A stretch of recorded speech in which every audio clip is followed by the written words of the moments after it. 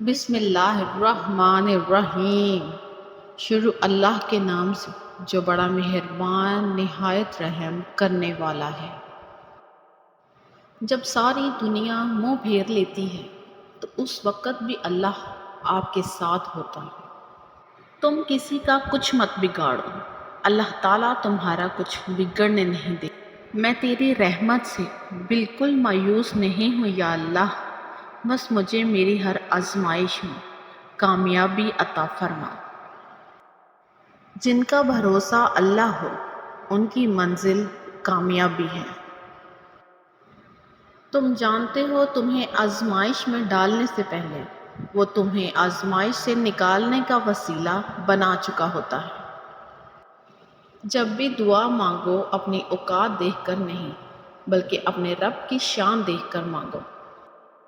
اللہ تعالیٰ تمہارے جسموں اور تمہاری صورتوں کو نہیں دیکھتا، وہ تو تمہارے دلوں کو دیکھتا ہے۔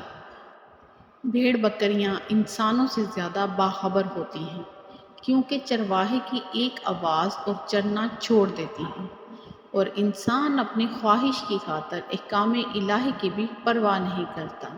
خواجہ حسن بصری۔ جو کسی کا برا نہیں چاہتے ان کے ساتھ کوئی برا نہیں کر سکتا، یہ میرے رب کا وعدہ ہے۔ سچ بولنے کا شوق ہے تو اپنے بارے میں بولو، لوگوں کی زندگی عذاب مت بنائے۔ جو شخص اللہ تعالیٰ سے مدد چاہتا ہے اللہ تعالیٰ اس کی مدد ضرور فرماتا ہے۔ حضرت علی نے فرمایا، زندگی میں ہر جگہ پھول بکھیرتے جاؤ، ایک جگہ اپنے لیے باغ لگا پاؤ گے۔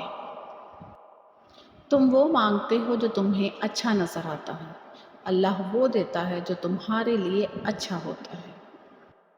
حدیث نبوی ہے، بے شک قیامت کے دن درجہ اور مرتبے کے لحاظ سے سب سے برا وہ آدمی ہوگا جس کے شر سے بچنے کے لیے لوگ اس سے کنارہ کشی کر لیں۔